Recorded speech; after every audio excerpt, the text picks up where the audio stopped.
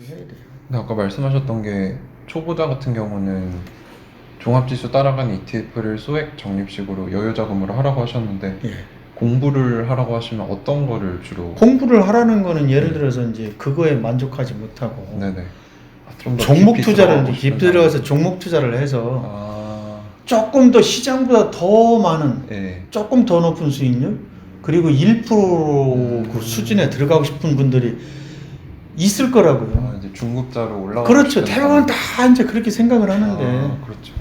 그러기 위해서 이제 공부를 하라는 거고 음, 그것도 저도 다 귀찮고 나는 기본적으로 저축을 하는 개념으로 그냥 조금씩 하겠다라고 하면은 장기로 적립식을 하라는 거고 아, 그리고 장기 투자를 하라는 것도 예를 들어서 종목에 대해서도 장기 투자를 할 수 있는 건데 적립 네. 투자를 할 수 있는 건데 종목을 알아야 아까 말씀드렸잖아요. 네네. 얘가 추세가 우상향으로 갈 건지 아니면 네. 내려갈 건지를 판단해야 되잖아요. 거기에 대한 공부를 해야 된다라는 거죠.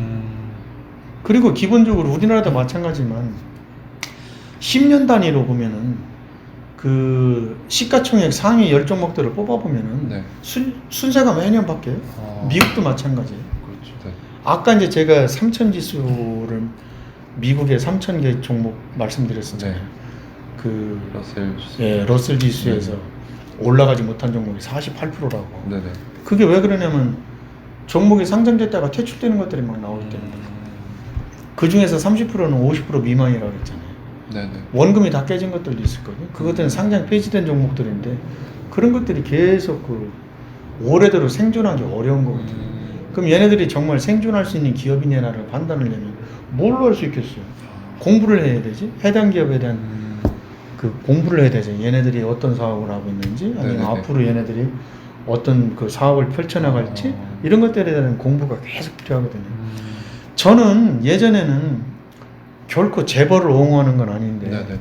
삼성전자하고 오너들이 삼성그룹 오너들이 10년이 뒤가 두렵다. 우리가 10년 뒤에도 지금 서 있을지 모르겠다라고 하는 이유는 네. 바로 그런 거예요. 지금 미국에서 과거에 옛날에 이제 한참 잘 나갔던 기업들이 이제 니프티 50라고 그래가지고 네네네. 그런 종목들이 지금 살아남은 게 몇 개 없어요.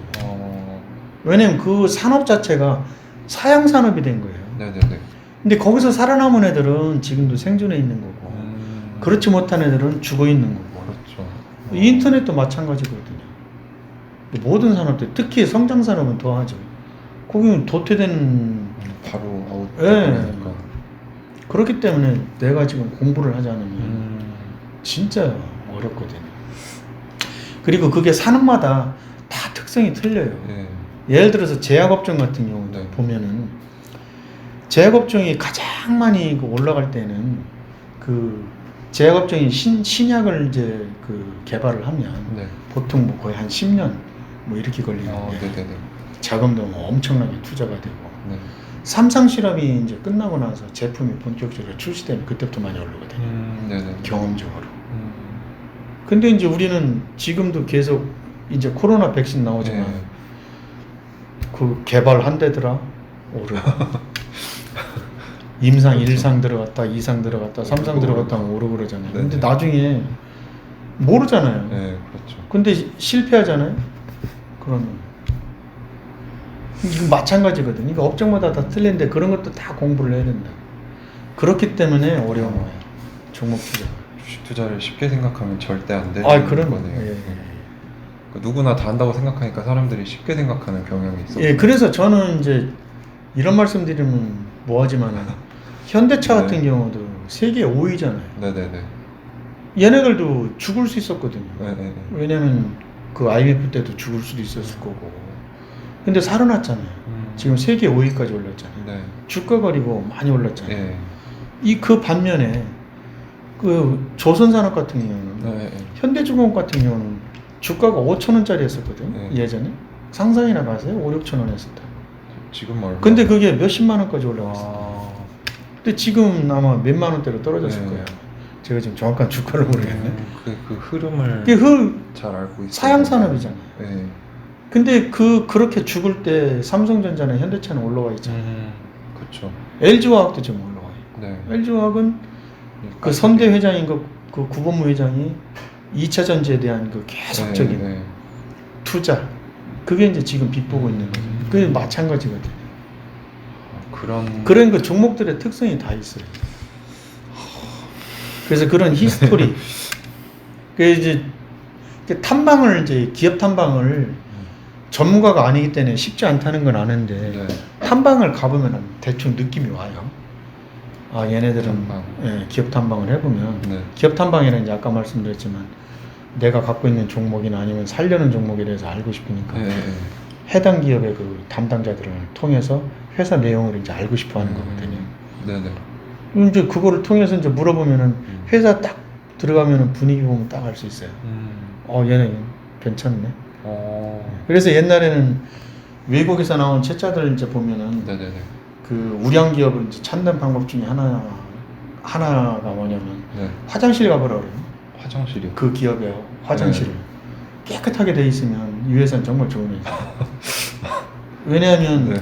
그 오너가 네네. 아니면 경영자가 세세한 부분까지 신경을 다 쓰고 있는 거예요. 그렇지 않으면은 그런 부분들에 대해서 마인드가 없으면 지저분하거든요. 일단 화장실이 지저분하면 좀 그렇지 않나요? 그렇게도. 생산성도 안 올라갈 거고 네. 여러 가지가 결부돼 있는데 그리고 이제 그 신생 기업들 중에서 막 그 태동하는 회사들이 있어요. 네네. 갑자기 막 돈을 버는 게 아니라 네. 그 벤처 창업을 해가지고 코스닥에 이제 상장을 해서 네. 성장성만을 믿고 올라가고 그리고 돈을 외부에서 펀딩 받아가지고 네. 이제 여유자금 있는 기업들이 있다고. 네. 가보면은 기업 딱 들어가면 이제 안내 데스크가 있어요. 네. 안내 데스크가 화려한 기업들이 있다고. 네. 사무실들은 그렇게 별로 크지도 않은데 거기는 거의 망하는 회사예요. 나중에 보면 이게 겉만 번지르르 한 거. 물론 그렇지 않은 경우들도 있는데 네. 근데 그런 기업들 찾아가서 기업 오너하고 대화를 하다 보면 네. 대충 나와요. 한번 직접 가보는 아이. 것도 좋은 경험이 되겠네요. 아니 말씀드렸죠. 배우자. 배우자를 만났는데 되게 와닿는. 한두 번 만나보고 나서 이 사람하고 결혼할 거야. 물론 이제 뭐 일주일 만에 결혼하고 한 달 만에 결혼한 사람들도 있는데 네네네. 그거는 정말 극히 예외적인 경우고 대체적으로 보통 몇 개월 만나잖아요. 그리고 나서 그분에 대해서 많이 알고 그분 집안의 배경에 대해서도 알고 형제자매에 대해서도 알고 그리고 나서 안심이 들잖아요. 안심이라는 건 자신감이거든. 얘하고는 살아도 돼 라는 자신감이거든. 그럼 얘하고 살아다는 얘기는 그 거의 한 70평생을 이제 100세 시대니까 70평생을 같이 살아야 되는데 그렇죠. 종목도 마찬가지거든요. 종목도 최소한 어느 정도 내가 5년 이상은 들고 있어야 수익률이 네네네. 5년. 1000%든 몇백 프로든 나는데 네. 그런 그 투자를 안 하고서 어떻게 그런 걸 기대할 수 있겠어요? 되게 그건 정말 힘들다고. 충격적이면서 많이 와닿는 비유네요. 배우자 A. 아니 근데 본인이 자기가 생각할 때 예를 들어서 이제 물론 이제 그런 경험이 없는 분들은 내가 뭐라고 말은 못하겠지만 네. 이성 친구들을 이제 만난 경우들이 많이 있을 거예요. 네. 왜 헤어졌는지, 얘하고는 왜 오래 갔는지 이런 것들 한번 생각을 해보면 자기 나름대로의 상대방도 마찬가지지만 자기 나름대로의 여자를 평가하는 기준이 있을 거라고. 이성을 평가하는 기준. 여성은 남성을, 남성은 여성을. 똑같은 거예요. 주식도 마찬가지거든요. 그런 그 기준들이 명확히 설정이 안 돼 있으면 정말 어려워요. 거의 없으면 네네. 하지 말아요. 제가 이제 블로그에도 항상 그런 거를 강조를 하는데 네. 기준, 제 기준에 의하면이라는 말을 저는 많이 쓰거든요. 네. 남들이 뭐라고 하든 남들이 욕하는 건 상관없어요. 왜냐면 내가 투자를 한 거기 때문에 내가 책임을 지는 거잖아요. 그렇죠. 남들이 뭐라고 하든 뭔 상관이 있겠어요. 영향이 없죠. 그래야 그리고 덜 저기 하거든요. 근데 이런 경우가 있어요. 또 이성에 비하는데 네네. 이제 잘 만나고 있는데 근데 사소한 문제인데 사실은 네네. 갈등이 되게 심해. 네. 근데 친한 친구들이 있어. 네네. 이 친구들한테 상담을 해. 네. 여성도 마찬가지고. 네. 야, 나 이런 경우 있는데 싸웠어. 네. 좀 그래. 그럼 주위에서 한마디씩 한다고. 야, 헤어져. 아니야, 야, 그냥 계속 가. 네네네. 이런 경우들이 있거든요. 네, 그렇죠. 근데 막 휘둘리거든. 어. 에이, 그래, 헤어져. 이렇게 된다고. 그 나중에 보면 이제 후회를 해. 네. 정말 좋은 분이었는데, 상대방이. 근데 왜 그때 휘둘렸느냐? 상대방에 대한 믿음, 상대방을 보는데 기준이 없었기 때문에. 주식도 마찬가지예요. 그렇네요. 네. 주식들이 손절매가 참 어려운 이유가 손절매를 했는데 네. 아무 원칙 없이 손절매 해버리면 나중에 이제 이상하게 사람들 심리가 내가 팔고 나서 한 달 뒤에 주가를 보게 돼요. 네. 내가 판 종목에 대해서 이만큼 올라왔어. 네.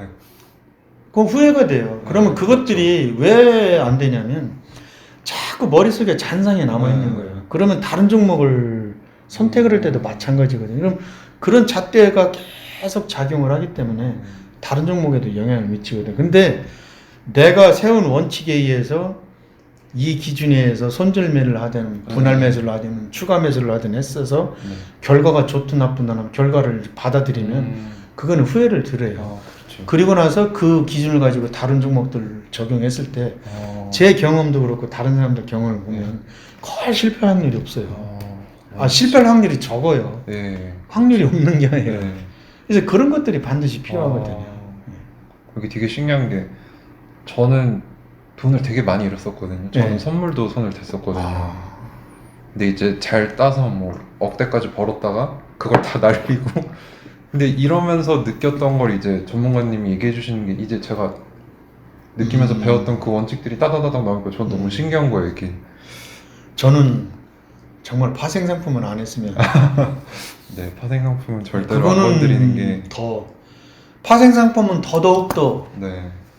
기준이 없으면 정말 손해 그냥 보기. 도박이 돼 버리니까.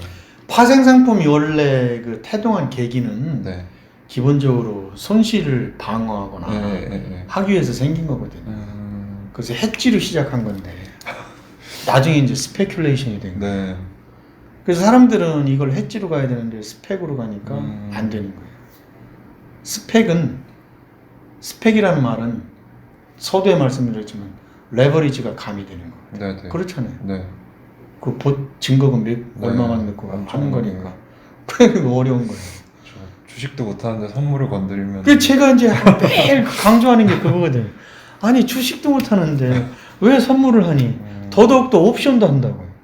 옵션은 또 어떤 사람들은 그 종목에 대해서 자신 있는 분들은 개별 종목, 개별 주식 옵션도 합니다. 미국에서 요새 계속 이제 문제가 되는 게 혹시 그 포트니 아시죠? 포트니 잘 모르겠습니다. 미국에서 지금 그 개미들의 그 제왕이 되고 있는. 이제 그분을 쫓아갔던 분들이 성공한 사람들 보면은 개별 주식 옵션을 많이 했어요. 그래서 그 수익률이 엄청나게 올라가는데 지금은 다. 그렇죠. 예. 그래서 그거는 제가 생각할 때는 그리고 정말 뭐 개별 주식 옵션을 해서 예를 들어서 뭐 한 100%, 200% 수익이 났다 그러면 떠나야 돼. 네네네 맞습니다. 결국엔 다 잃고 또 머물러 있죠. 네. 왜냐면 그 환상 때문에. 그게 참. 저기하고 똑같은 거예요. 중독. 네네 중독이 되더라고요. 매매 중독이 되더라고요. 술 혹시 뭐 마셔본 경험 있으시죠? 네 그렇죠. 술 좋아하시는 분들은 뭐 술만 엄청 먹고 나서 다음날 막 힘들잖아요 아침에.